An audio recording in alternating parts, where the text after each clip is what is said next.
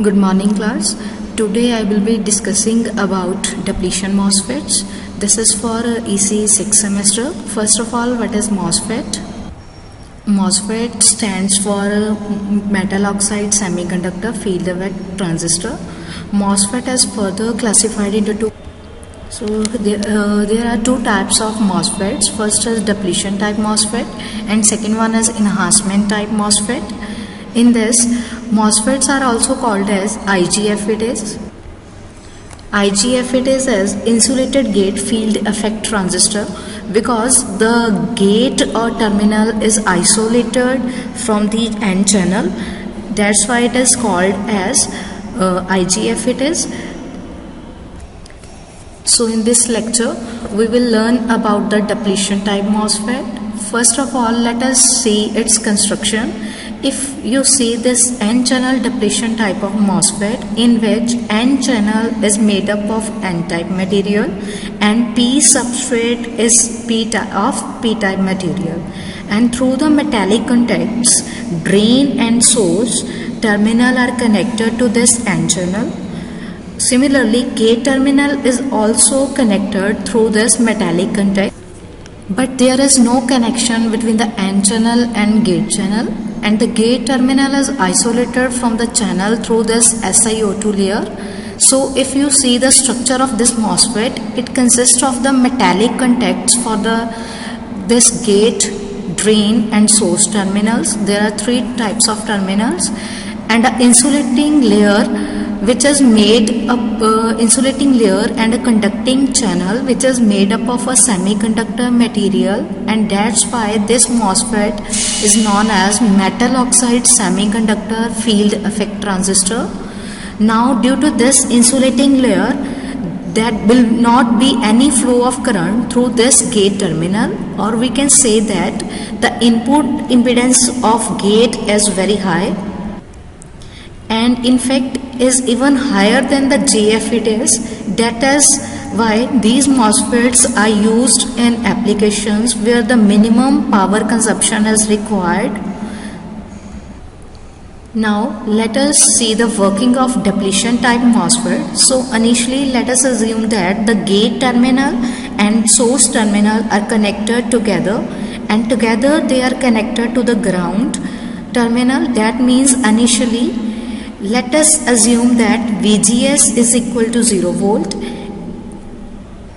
and positive voltage is applied between this drain and source terminal. So as soon as we apply the positive voltage, then the electrons in this N channel will get attracted towards this positive terminal.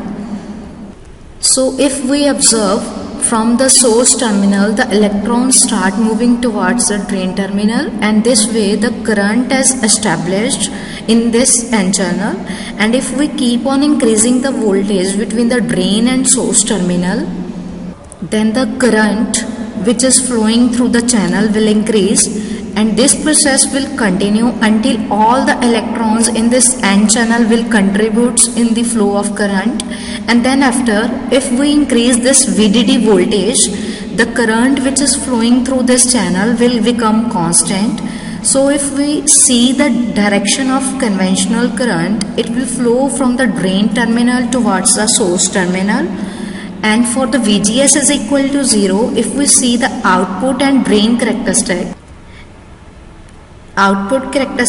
it will look like this. That means as we keep increasing the voltage VDS, then the drain current will increase, and after certain voltage the drain current will become constant, and the value of saturation current for VGS is equal to 0 is called as IDSS current.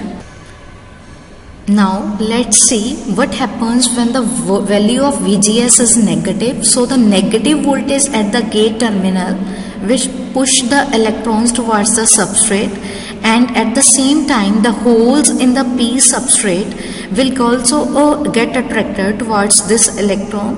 So in short, due to the negative voltage at the gate terminal, the electrons in the channel will recombine with these holes, and the rate of combination will depend on the negative voltage applied on the gate terminal. So as we increase this negative voltage, the rate of combination will increase, and this will reduce the number of electrons which is available on the N channel, and effectively it reduces the flow of current. So as we see from the graph, as the value of VGS become more and more negative, then the value of drain current will reduce, and at 1 voltage this drain current is 0. So this voltage is called as pinch off voltage BP. So if you see the drain and output characteristics of the MOSFET, then it looks quite similar to JFET, that is junction field effect transistor. But this MOSFET also works for the positive values of VGS. Now let us see what happens whenever we apply the positive voltage. So when we apply the positive voltage at the gate terminal, then the electron which are minority carriers in the P substrate will also get attracted towards the N channel, and due to that the number of free electrons in the N channel will increase. So effectively we can say that the flow of current in this channel will increase. So for the positive values of voltage VGS, the ID current will be even more than this IDSS current. Now let us see about the transfer characteristics of D MOSFET.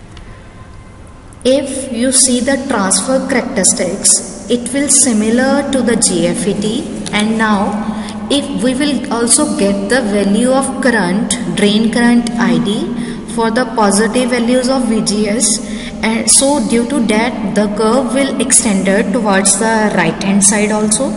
Now as we have seen, whenever this voltage is positive, then the number of electrons in the channel will increase, and due to that the region where the VGS is positive, that is called enhancement region, and where the VGS is negative, that region is called depletion region. Here the transfer characteristics of depletion type of MOSFET, in which there are two types of regions. First is depletion and second one is enhancement region. If the value of VGS is positive, that region is called enhancement region, and the region where VGS is negative is called as depletion region. Now next is the relationship between the voltage VGS and the current ID drain current can be expressed by ID drain current is equal to IDSS, that is saturation current, into 1 minus VGS divided by BP into whole square.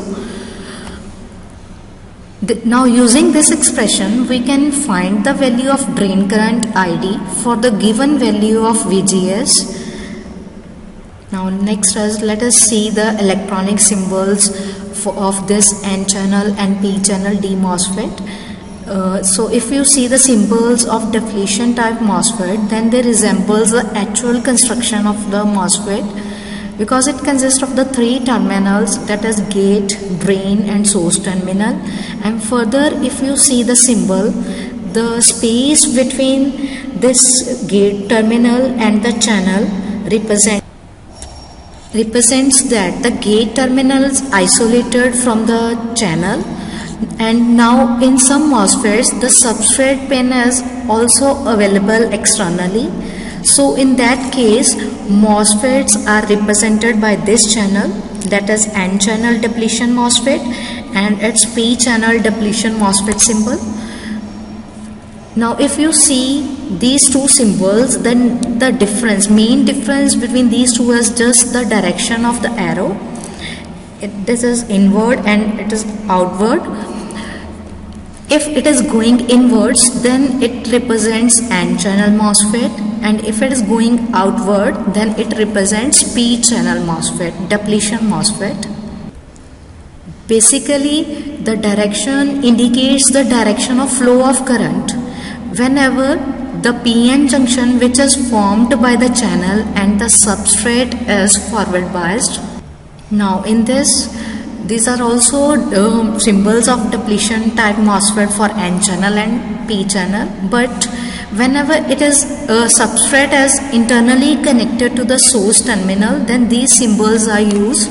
Again, it is n channel because the arrow is going inward, and it is p channel because the arrow is going outward. So these are the two types of symbols of depletion type of MOSFET. And that's all about the depletion type MOSFET. So I hope in this video you understood the construction, working and the transfer characteristics of this depletion type of MOSFET.